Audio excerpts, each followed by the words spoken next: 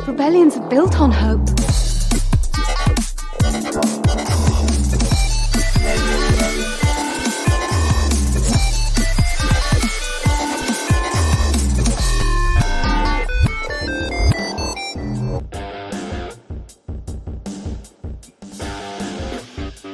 And welcome to another episode of Radio Rebellion, a Star Wars podcast. I am Alberto, that's Oti, and we're your hosts in this Star Wars Saturday as we're back on another week to talk Star Wars, Oti.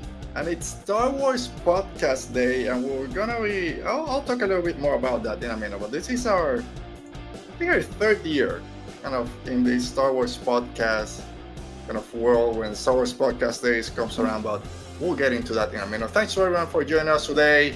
How are you doing, Oti?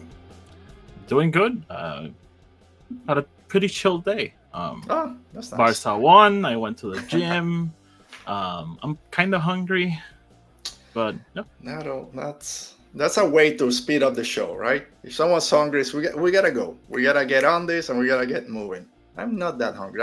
I ate Wendy's. It's been a while since I had some of them. I forgot to turn my light on because I forgot to charge it, so it might die at some point. But anyway, it's not too dark today. How are you doing? I think I already asked you, but anyway. How are you doing? Dude, it's been a week. It's not been my favorite. I'll say that. But I had a great email. You know when they said, "How does this email find you?" I hope this email finds you well. I finally got one that found me very well when I needed it, and it was that I got an advanced copy of John Jackson Miller, The Living Force. Ooh. I can't wait to get into that one. I've been reading Escape from Valo, which I didn't get sent. I had to pay money, which is fine. We got to support all the artists out there, all the great Star Wars authors. Daniel Jose Older and Alisa Wong wrote this one. I'm halfway, just past the halfway point. It's a quick read. It's a nice, young, not even YA, kind of middle grade book. So don't expect any big consequences, but those are always fun and good characters. And you were telling me you just got your copy, right? Yeah, I got it on Friday. I have not started reading it. Probably will soon. I kind of miss. I've actually been thinking like I want to read something, so I was thinking about going back to Heir to the Empire, or I don't know. So I'll probably start there.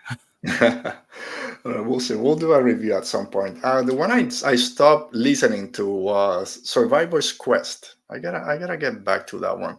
When I got a few it's Timothy Thrawn being Timothy's son being very Timothy's son. I don't know about this one. I'll finish it eventually, but I'm glad I have something to hold in my hand, which is I prefer them. So yeah, the reason I stopped doing the NetGalley thing was because I just can't deal with physical with digital reading. So yeah, I don't mind the digital too much. I get an old Kindle, so it's almost like a book.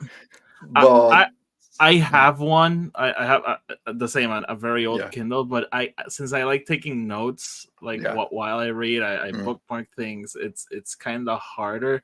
But for sure, the Kindle is like the best option. Yeah. All right. So before we get into the show, it's sad news. Everyone out there, not just in Star Wars world, just in the entertainment industry, is suffering the passing of Carl Weathers. Star Wars fans, we know him as Griff Karga, of course, in the Rocky franchise as Apollo Creed.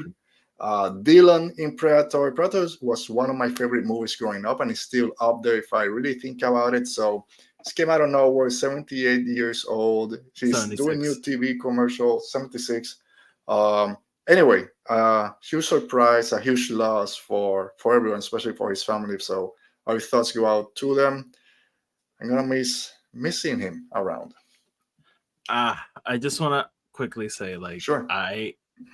I'm a huge Rocky fan. Yeah. So of course he's freaking Apollo Creed, and every time he showed up in Mandalorian, if you listen to my podcast, I always say it it feels so bizarre to live in a world where Carl Weathers, Apollo Creed, is playing a character in Star Wars named Grief Karga.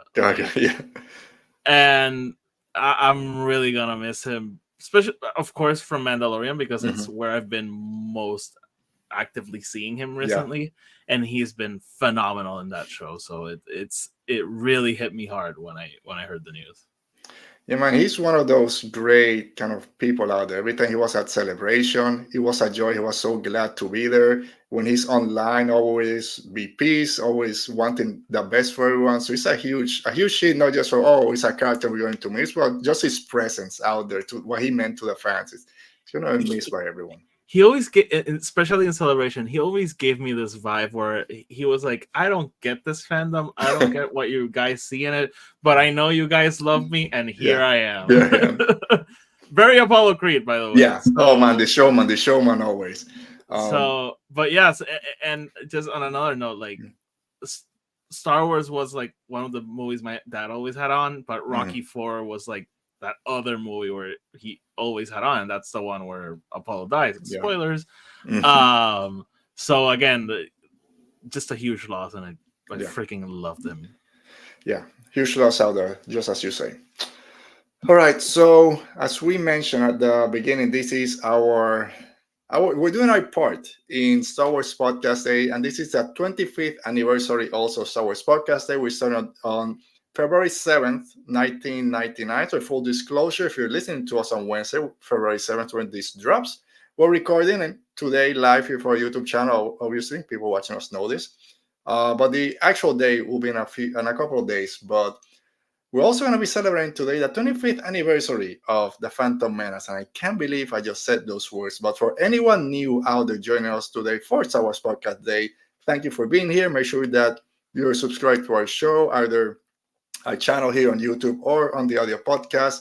Like, comment, give us a rating, review all those fun stuff. And if you like what you hear today, keep coming back. We're always here. We're always having fun. All right, Oti, before we officially start with the show, who's out there today? Oh, Dale's been in the chat for a while. Are you going to the mall later? I am actually going to the mall. So, yeah. Let's go to the mall today. And today, Brennan is also in the chat. Hi, Brennan. He's saying, full disclosure, I love this movie with all my heart. Cool, Brennan. We'll talk about it.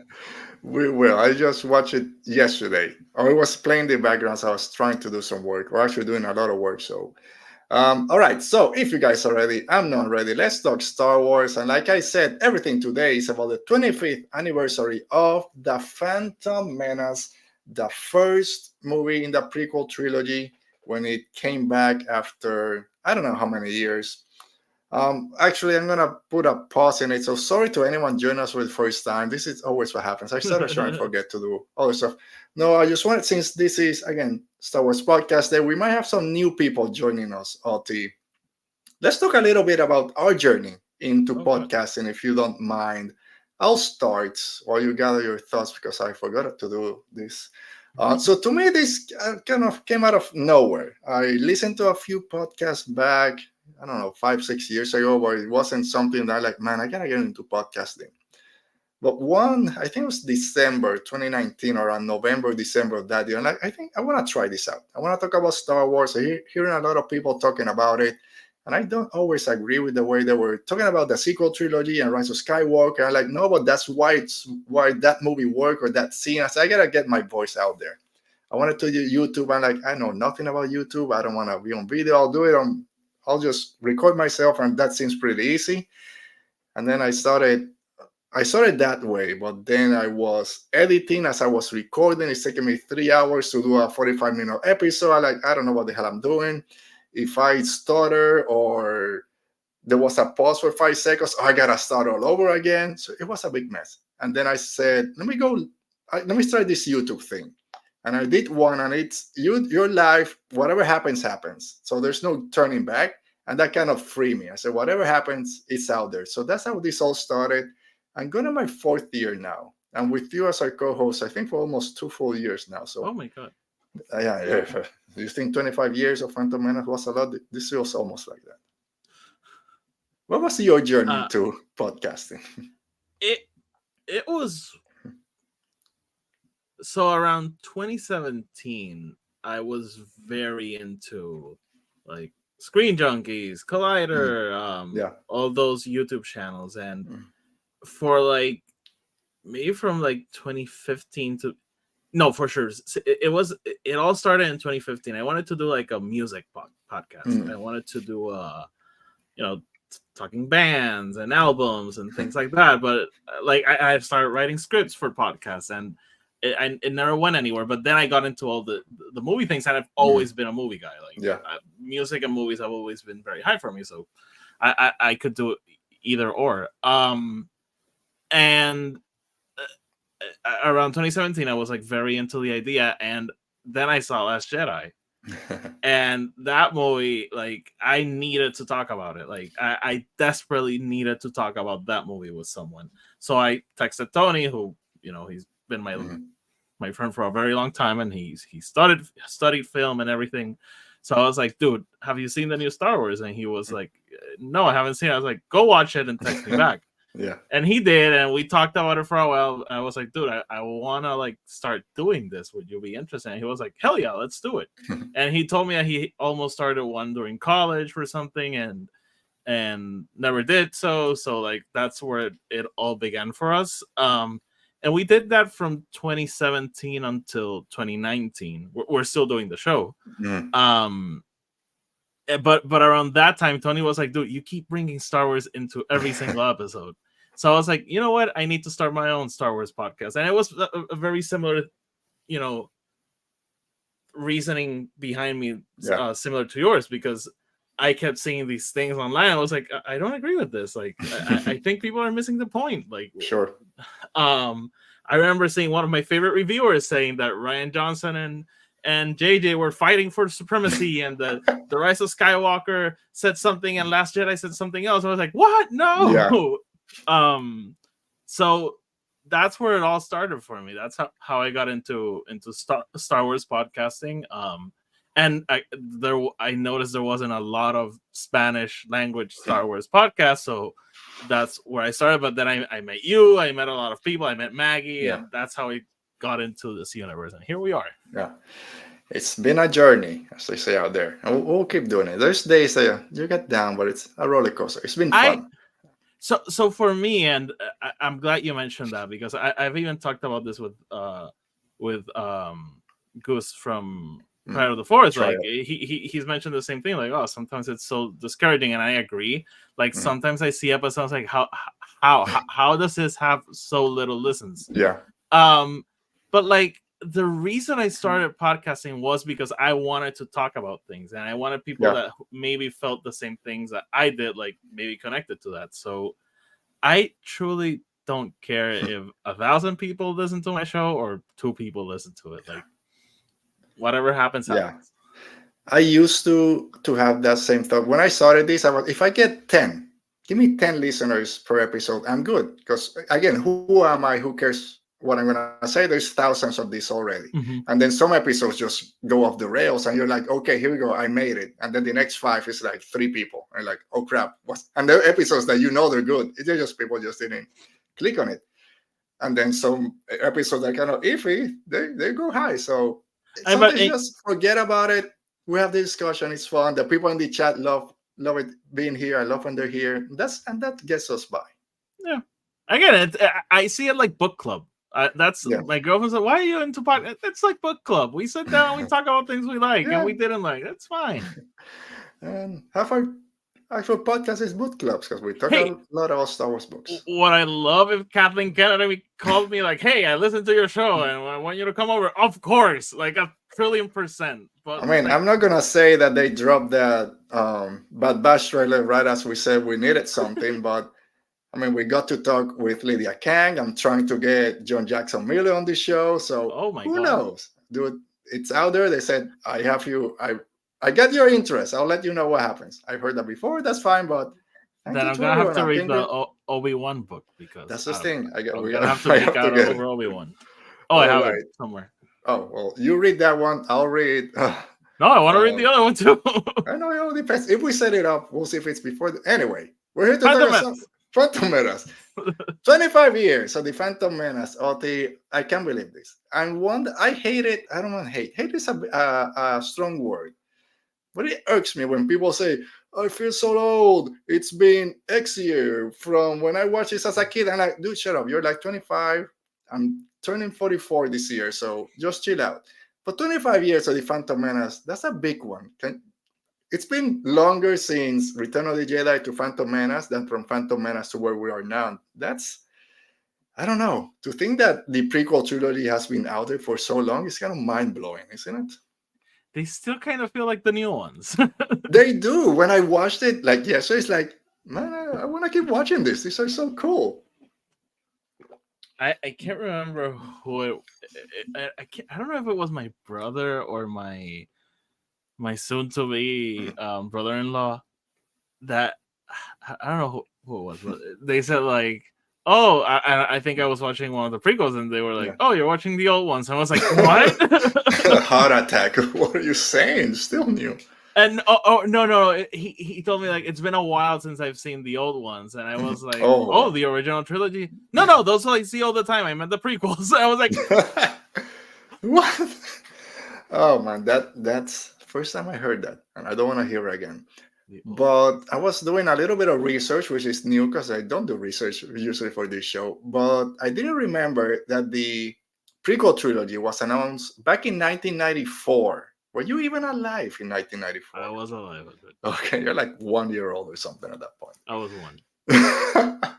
Oh, I didn't remember. So I can't say, yeah, I remember where they was announced. I was so hyped. I don't remember. What I do remember is when the original trilogy was re-released in theaters, 96, 97, with the special editions. That's when my love for Star Wars came back to the level that it's now, and it never left. So when that dropped, and I was so hyped for Star Wars, and then Phantom Menace was coming right on the heels of that in 1999, I was losing my mind waiting for this movie. Like, finally, Star Wars is back. People talk about the dark times between Revenge of the Sith and Force Awakens, and from Return of the Jedi to this one. There was nothing. Of course, the EU was out there and some video games, but I wasn't into all that.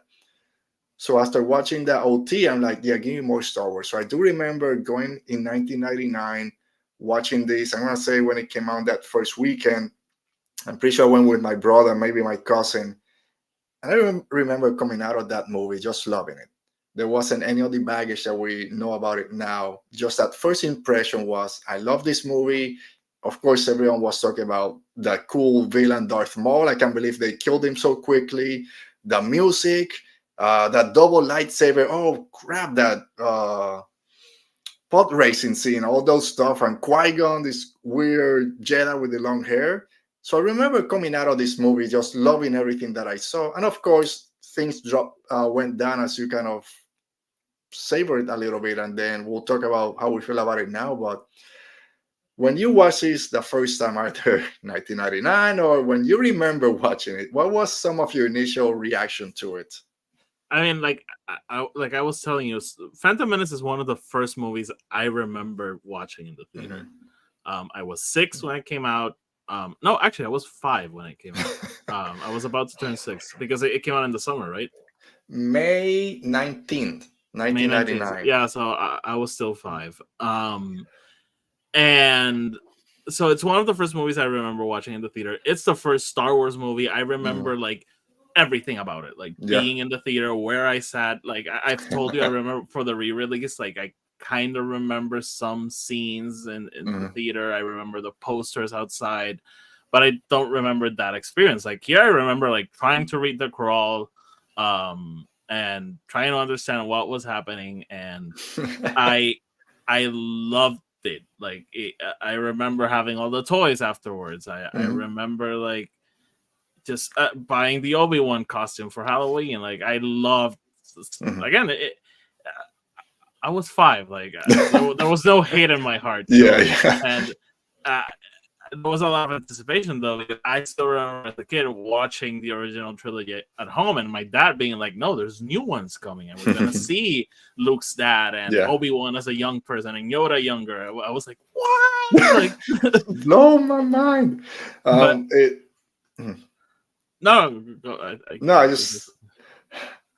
was about to turn 19 when that movie came out. So very different reactions. And Uh, something I remember about the movie, though, my dad picked me up at school early so we could go watch oh, it. nice. And Yeah. so I skipped school to go watch Phantom Menace, and that was awesome. That's, as a kid, that's a great feeling when you get picked up early, especially if it's to go to the movies.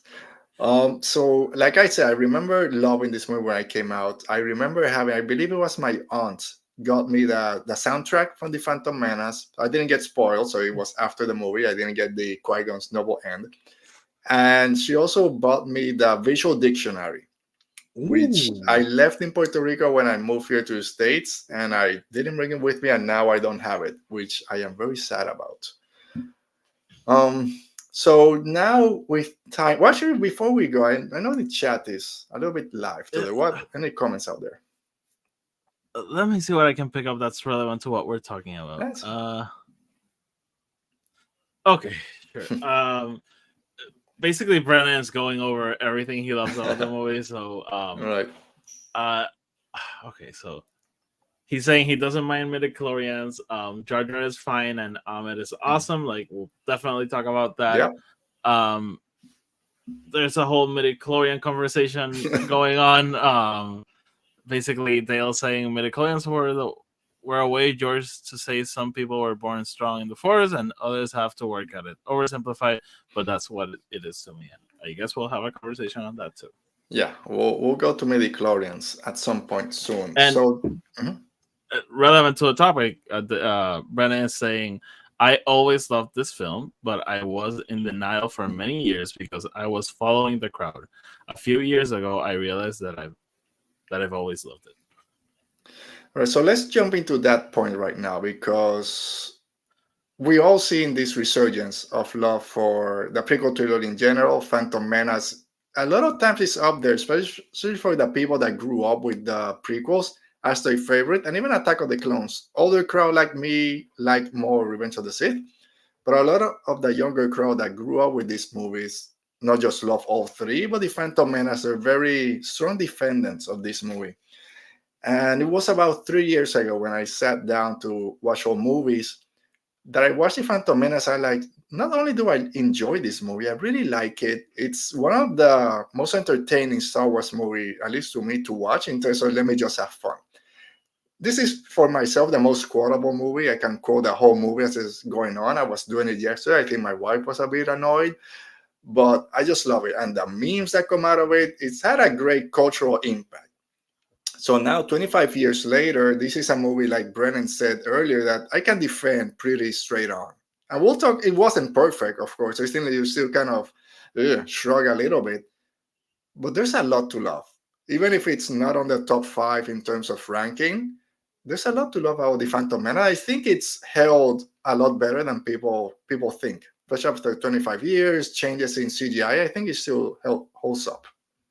Yeah, I've had a very interesting journey with this movie. I again, as a kid, I loved it. And for me, it was very weird because my dad always liked the prequels. So I never had anyone being like, "Oh, those are terrible."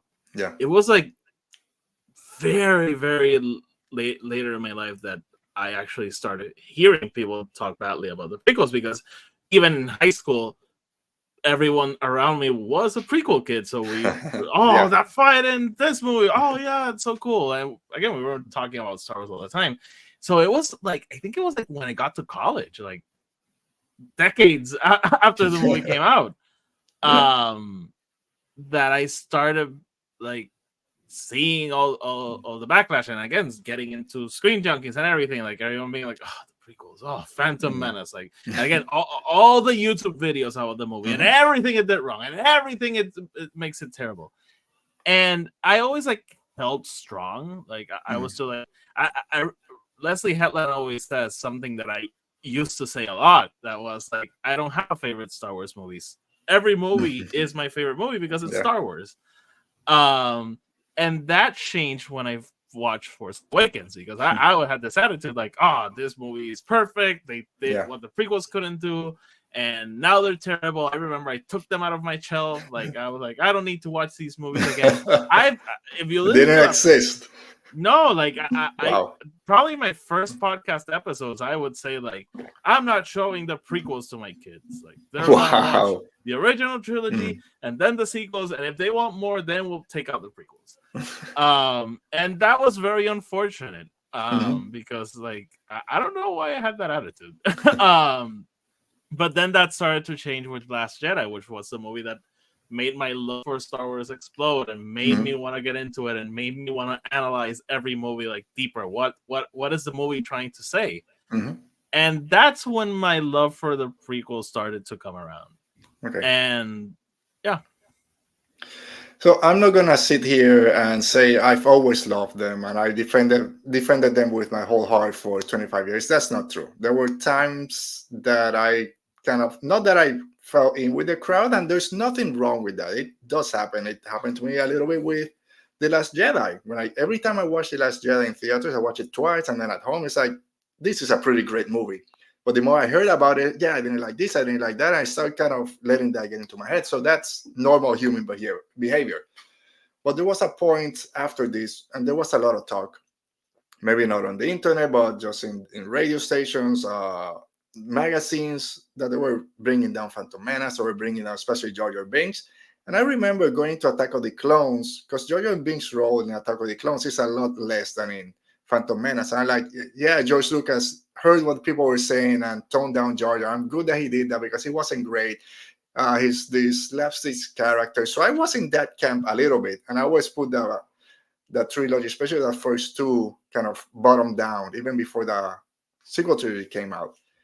But just kind of listening to people that grew up with them, they love, then you can start getting to that group. And like, yeah, maybe I'm being too harsh, and this is not that bad. Or actually, it's not as bad as I remembered. So when I watched it again, especially being older and watching all 9 movies, like there's a lot to love here. There's a few things that you could change, but not enough to have that whole hate that people put into it. And I don't want to get into the voices that people say, oh, why does Joyer sound like that? And Watto has that weird voice, and then Emoidians. Well, that's a choice that George Lucas made. That's a separate conversation. George But Lucas in is a terms of, boomer. yeah. But the movie itself, I think it's aged pretty good, especially with the crowd that came behind it. And we'll jump into that in a few. Actually, let's go into it because you watched it as a young kid. And a lot of people, like we've said, the love for this movie is for the people that grew up with it, or thanks to the people that grew up with it. And then Star Wars, we all say it's for kids. It's for 8-year-old, 12-year-olds. You seeing this as a kid? Do you feel that this is like a kids movie, or does it even thinking about it now, is it for 8-year-olds, even though it starts with the taxation of trade routes, but the main character is a 9-year-old kid? So it's kind of a weird balance, right?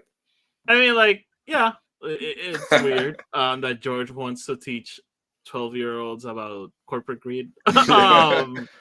But as a kid, I loved it. Like, Yeah. it was very entertaining. That's something I always heard. Like, oh, Yeah. he says it's for kids, but this movie is boring. And as a kid, I did not Yeah, think it's this not movie was boring. boring. Hmm. And I don't know. I never felt bored. Did I have any idea what George was trying to tell Yeah. me about, trade routes and what? No, no. I was there for the laser swords Mm-hmm. crashing. Um, so yeah. I'm still there for the big fight at the end and everything. Um, but it's funny, right? It's the corporate greed, and we just saw Facebook or Meta like fire 1,000 of people, and then there's billions of dollars on tax credit or selling stocks or whatever. So it's good for kids to learn right now about corporate greed, so they don't fall into that. But when it comes to, and I got a show, I got my Jar Jar Binks. I think I showed it once. The Ooh. only toy I have that I haven't taken out of the package, because I do love this package, but eventually it will come out. When you think about the Phantom Menace, be it the good, the bad, the ugly, what are some of the first things that pop to your head or to your mind? Is it the old backlash? Is it your feeling when you watch it that first time? What comes to mind? I mean, like, and I don't know if we're gonna get like I don't know if this is like one of the next topics. I can't remember, but Yeah, like, just go, just go. in the pandemic, I started watching Phantom Menace a lot for some reason. I watch all the Star Wars movies a lot, Yeah. but Phantom Menace and Rise of Skywalkers were the ones I watched the most, and it started turning into my favorite prequel movie, and I think it still is. Like, I really, really like this movie.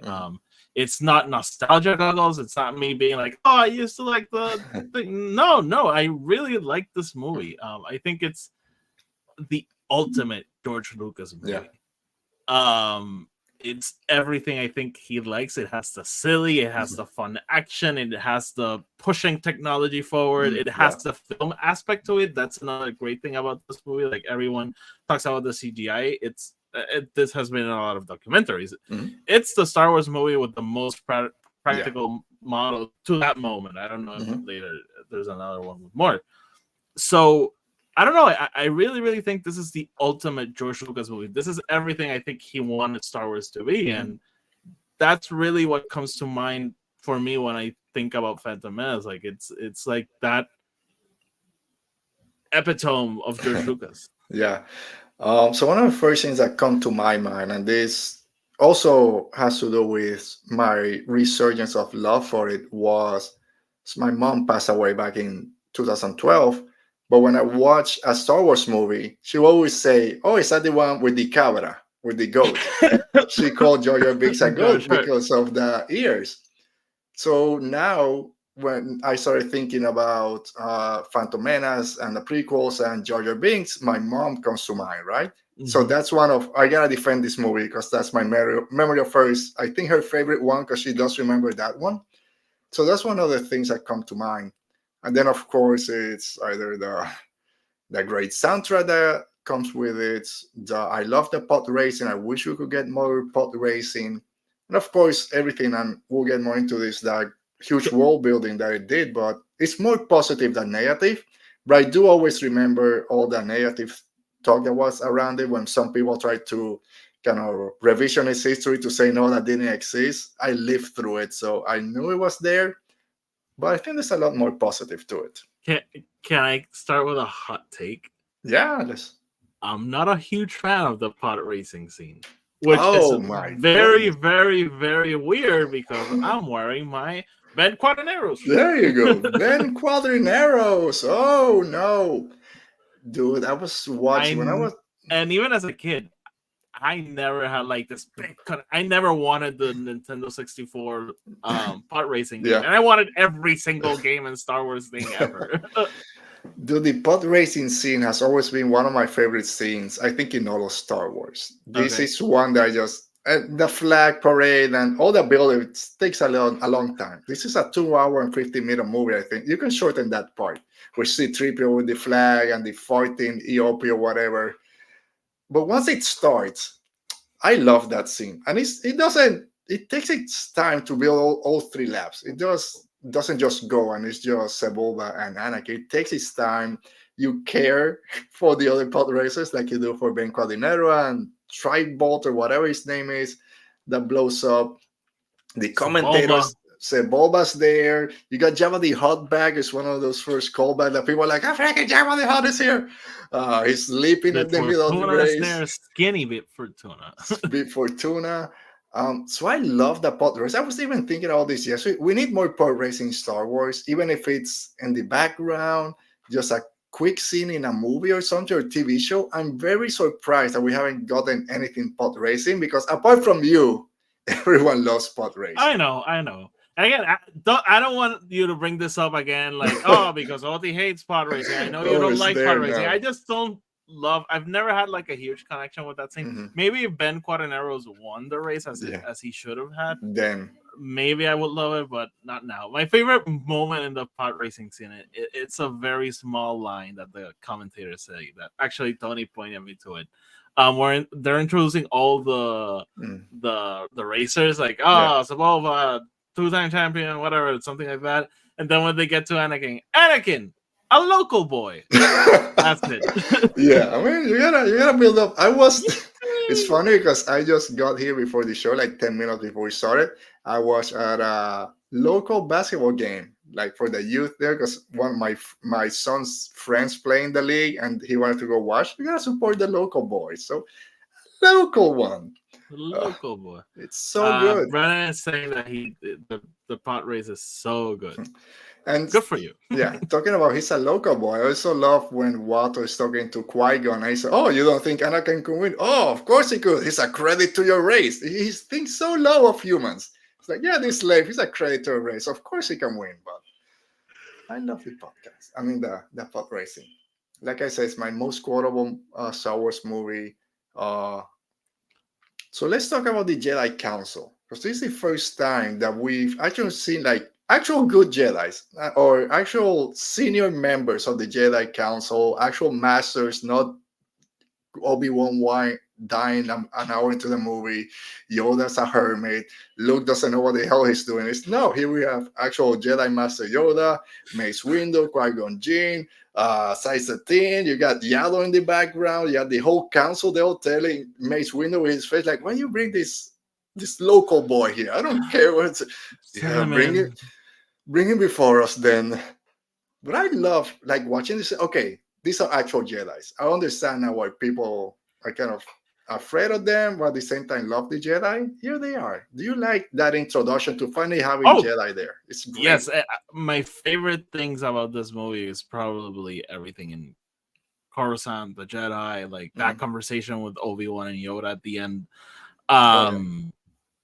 And I wanted to mention this, like, if you can't find a redeeming quality about this movie, I'm sorry for you, but just think that this movie is responsible for what a lot of fans want to see in Star Wars. And what I'm talking about is like, without Phantom Menace, without George making this movie and the aesthetic of it, we don't get the Old Republic.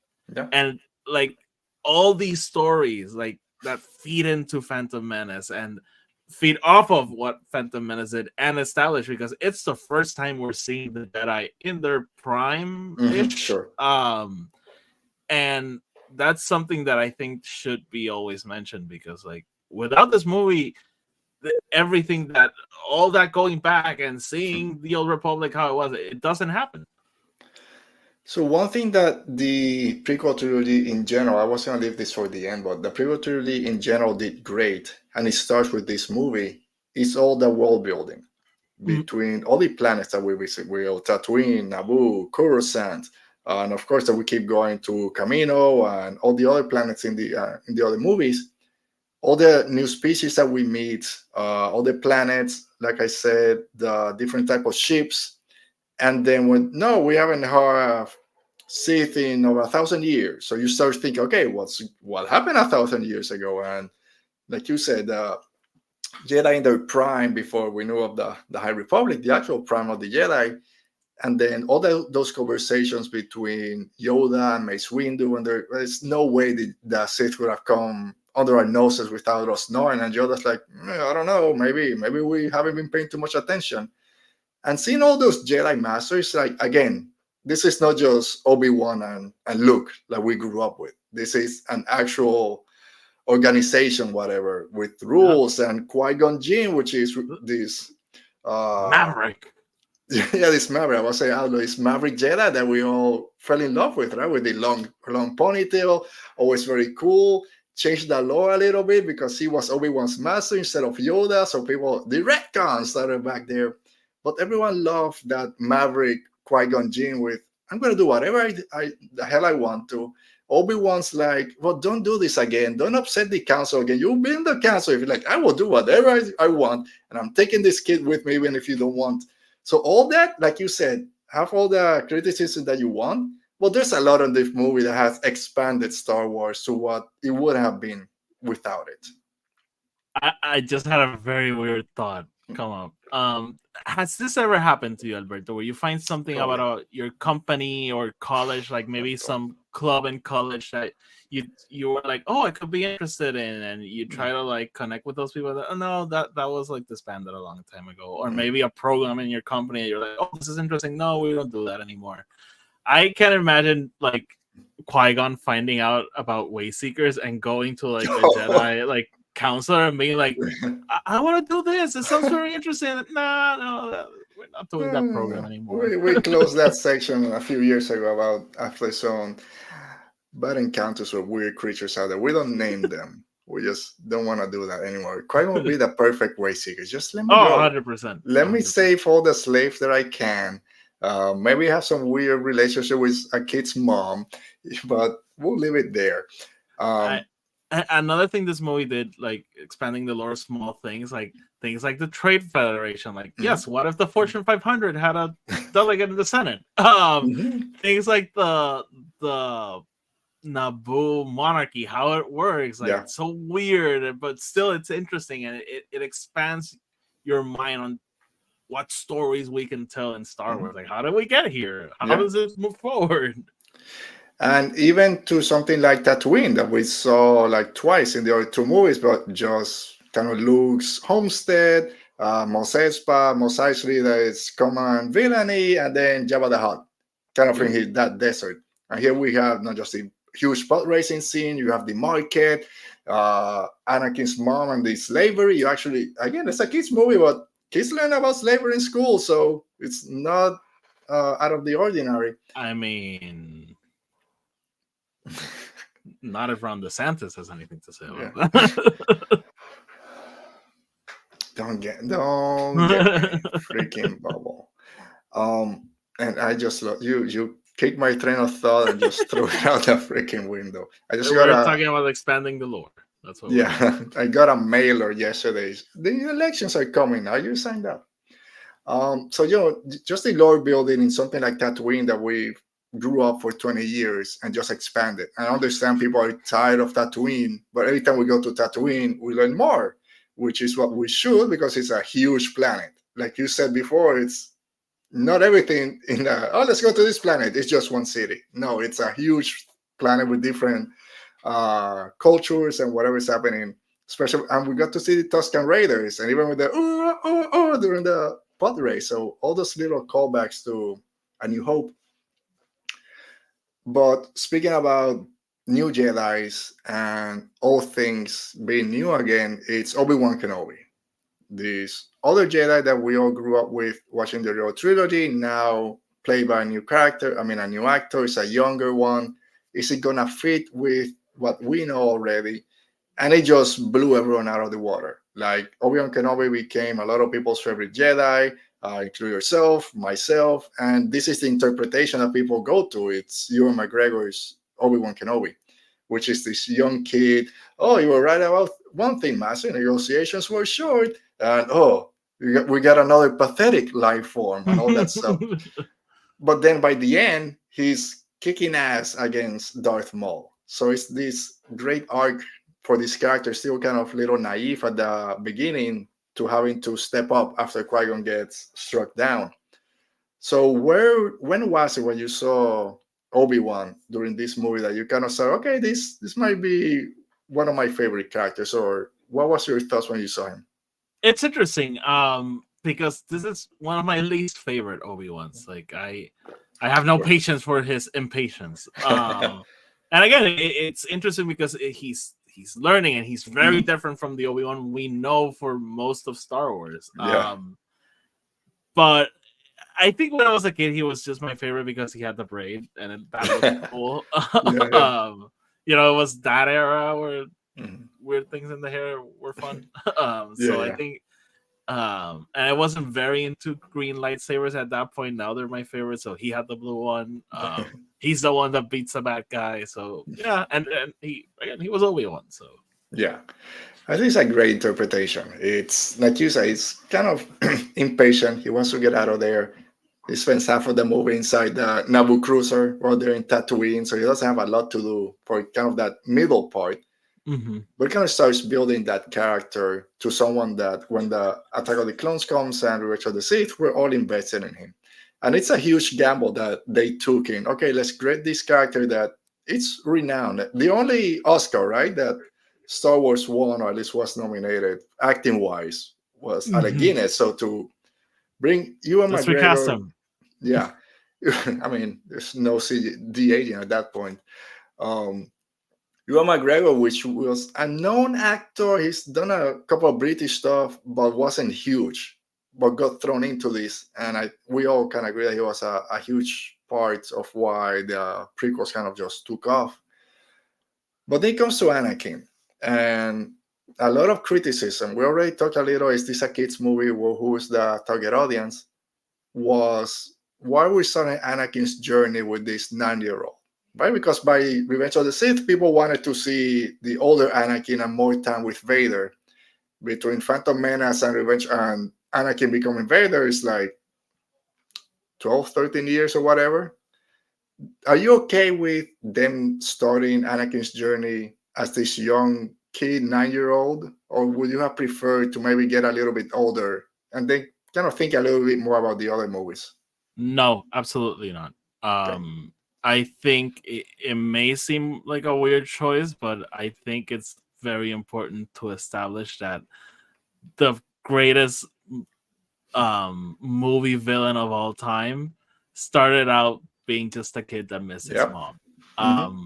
I think that's what George was going for. I think that's like what he's saying. Like, these things that might seem little are what build up if we don't work on and make us explode and turn into a freaking monster. Yeah. So again, child actors are difficult. I don't think this is like the best child actor performance ever. But we're talking about a kid. Like, Yeah. what criticism can you possibly give a kid? Like, he was Yeah. 10. So I don't mind like Anakin being 9 in this movie. 100% agree. I had the same train of thought that if you want to show that when Vader comes around, the effects that the dark side have on you, and you feel that, you start with a 9-year-old kid, innocent as can be, slave, doesn't care about it. He just wants to help other people. And even though Jake Lloyd's performance might not have been great for the whole movie, there's times it does work. And the scene when he's leaving with Qui-Gon, it always breaks my heart. It always makes my eyes welled up. Is when he runs back to his mom, because I have kids which are 10 and they want to do something, and then they turn back. And it's, I don't know if I can do this. Don't leave me. Come with me. And that conversation between him and Shmi, it's one of the not greatest Star Wars scene, but it impacts what his journey is going to be like. What does your heart tell you? Are you going to see me again? Oh, maybe. Yes, I will. I'll come back and rescue you, mom. And we'll know exactly what happened. And she's like, don't turn back. Don't come back. You just live your life. It's your time. And I can unfortunately can't let that go. That's what always, of course, left to his attachment and everything at the end. And again, like you said, showing that he misses his mom, even though it's very in your face in that scene with the Jedi Council, it has to be.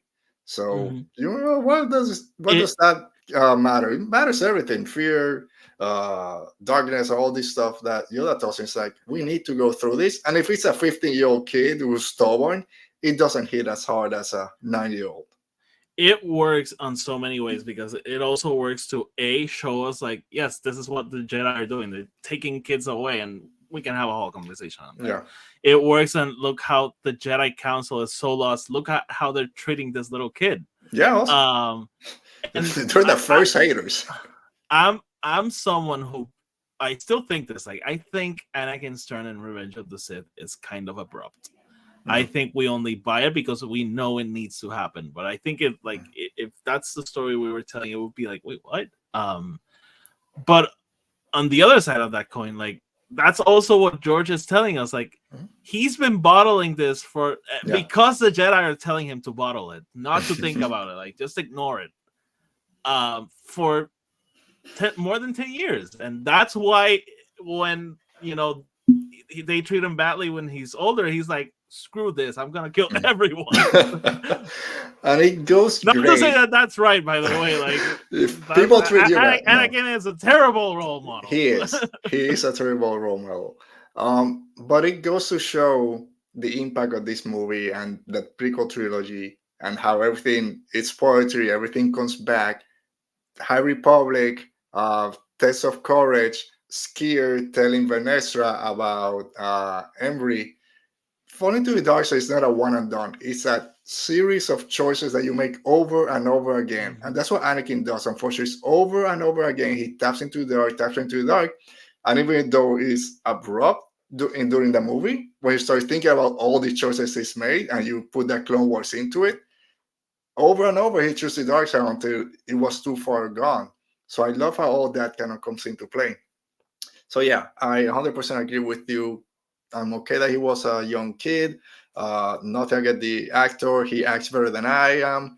I can. So everyone, again, it's a kid. Yeah.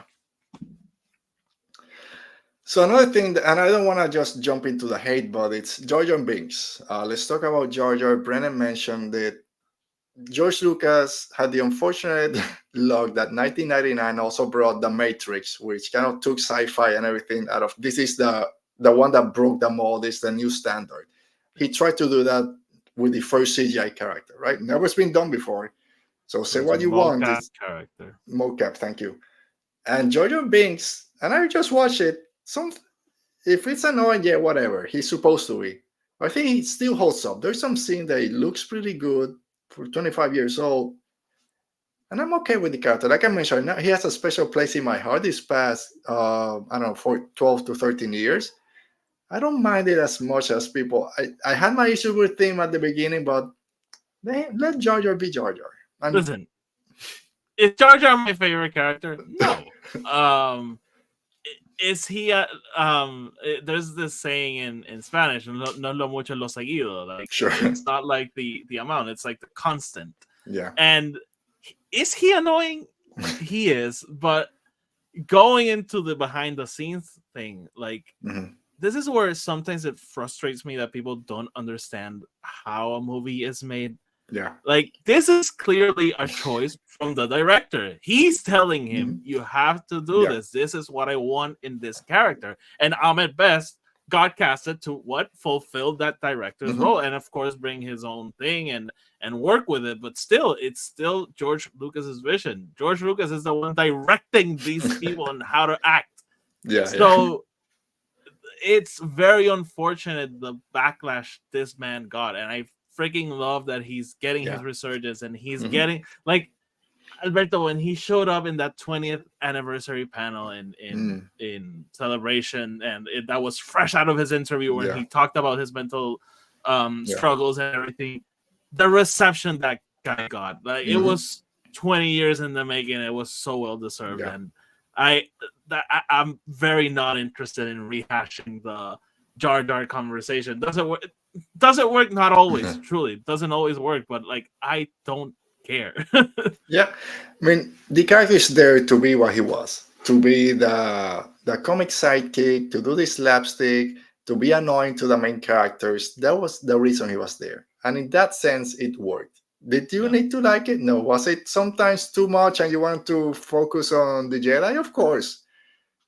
He didn't deserve anything he got. And like you said, not just 20 years, and then he got, Ahmed Best, the Jedi Temple Challenge, and then, of course, appearing as a Jedi Master in The Mandalorian. It's like, yes. Is finally, he coming back, by the way? That post. It wouldn't surprise me if they want to finish these two movies, talking about the Mando movie and Ahsoka, the Dave Filoni movie. Let's bring everyone together. I'm imagining that roar if he shows up in a movie. Like, I think the way that some of Grogu's story is being told little by little, and the Mandalorian and Grogu movie. Let's finish his story. We still don't know how Grogu got from being saved by Keller and Beck to being back on that planet with the bounty hunters or with the Niktos. There's still like 20 years of story there. It makes sense. Bring him back. Crossed. And I know a lot of people are saying he gets into a Naboo spaceship. Is he going to meet Jar Jar? That would break. that would break everything. I'll be there. I'll be the one. I usually go to movies early. They're empty. People are quiet. I'll be the one standing up and yelling, "Yeah, he's freaking back!" That would be my "what is going on" moment. Like, what is happening? The fourth wall breaking. Ahmed Best talking to Jar Jar. Just let Favreau pop on screen, like hug them and go back and we'll be okay with it. We'll be okay yeah. with it. Oh man, we should just end it right there. That was great. So one last thing, that was a lot of the big debates, and Dale mentioned at the beginning, and Brennan, was the midi-chlorians.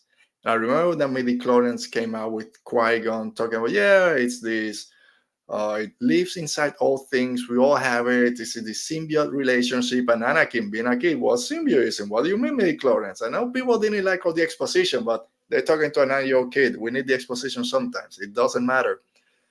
The way he explained it made sense to me. So I remember people freaking out. No, how can this be?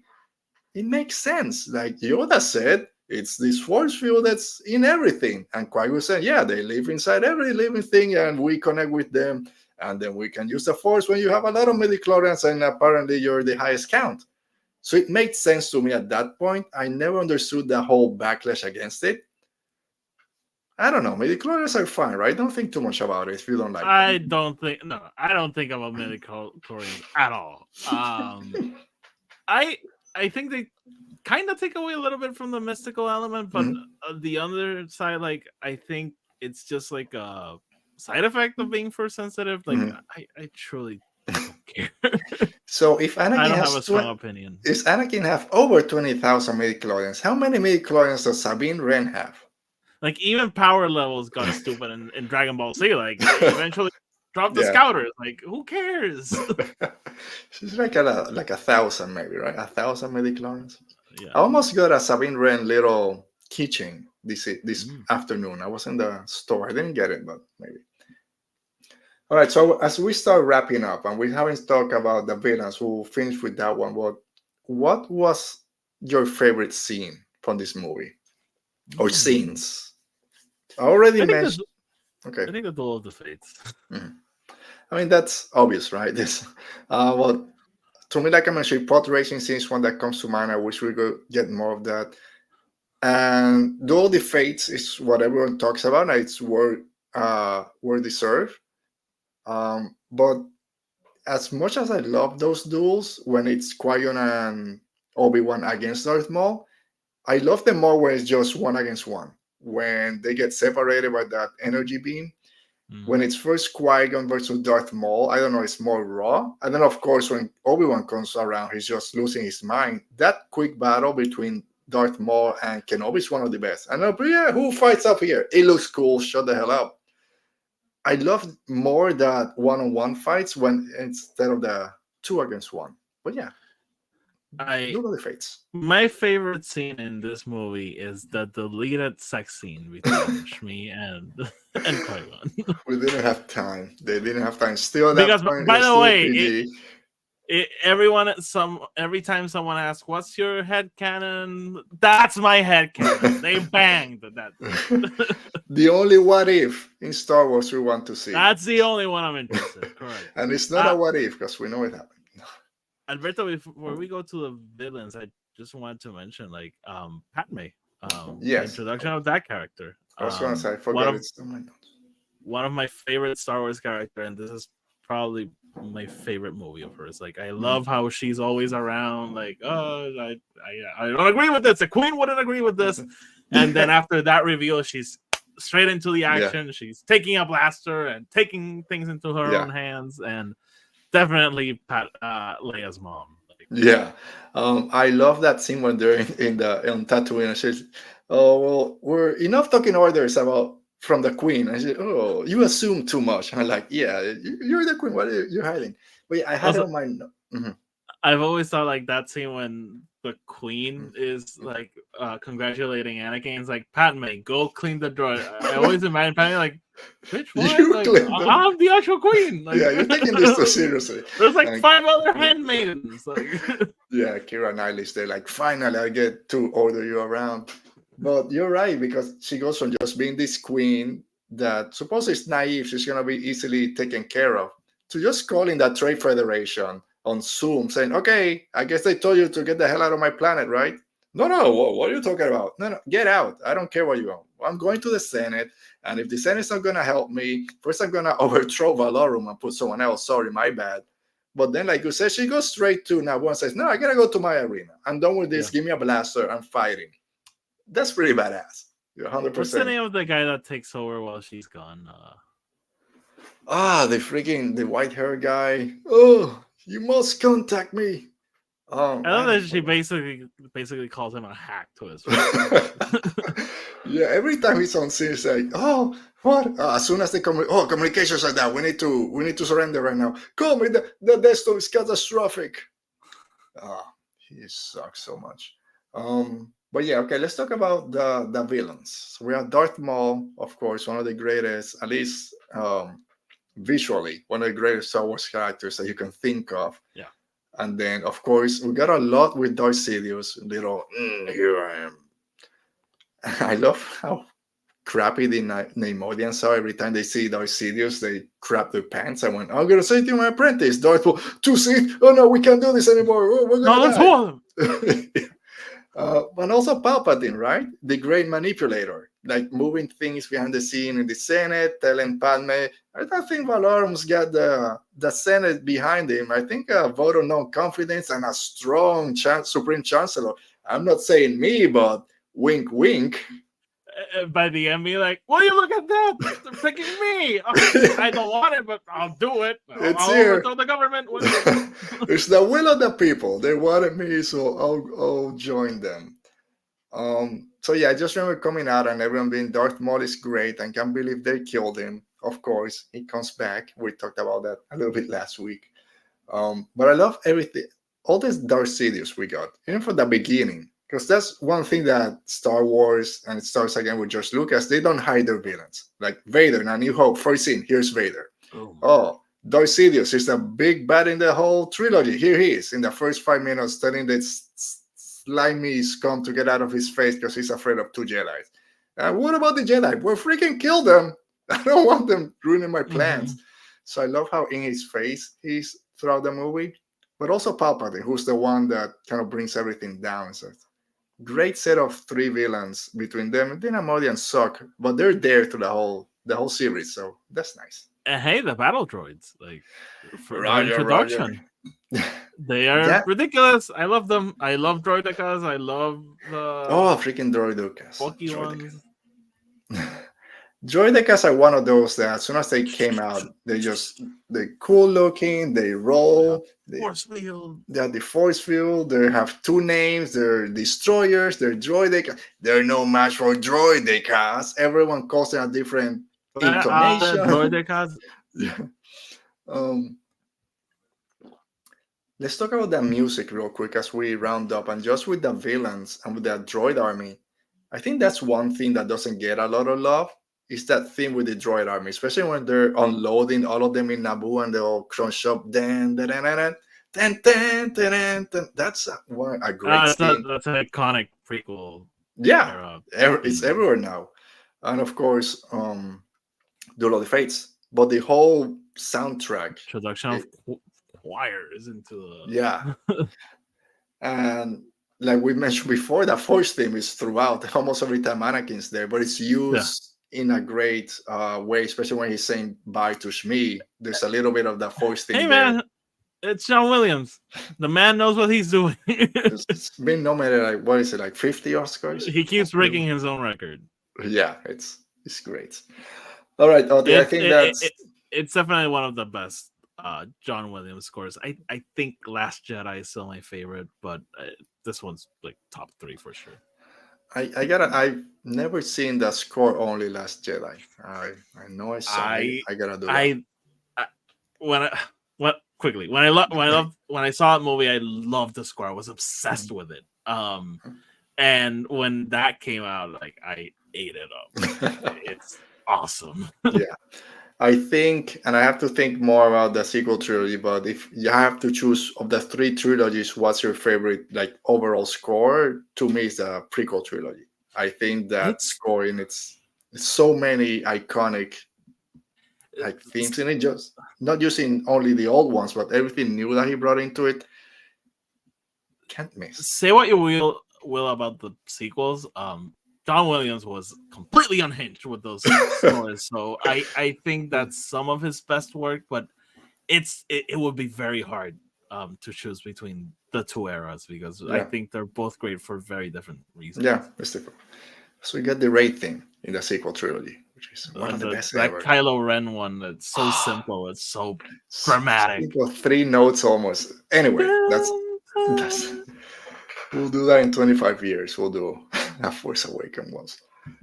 All right, okay, that brings an end to our Star Wars podcast day 2024 and our look back 25 years. If you feel old, I am sorry, but 25 years of the Phantom Menace. All right, so that does it for this week. We'll be back next week. Hopefully, there'll be some Star Wars news or something to talk about. If I probably finish with Escape from Valhalla at that point, I might do a quick spoiler-free talk at that point, and we'll keep chatting. Oti, anything out there for the people to know where to find you or anything else? You can find me over at Twitter, Instagram at whatever Alberto links down below, but also follow BatWolf_FNI, which is my Doctor Who podcast. I didn't see it. I changed it midway through the show. Oh, maybe that's why. All right, Batwolf Broadcast, not Network. Get on it. I was there last week. Episode out. Great talk. And check it out when it comes out, hopefully on Tuesday, your next episode. So, everyone, thanks for joining us. We'll be back next week. You were right about one thing. The negotiations were short. Take care. You're so lame. Such a dad joke. That's me. You may.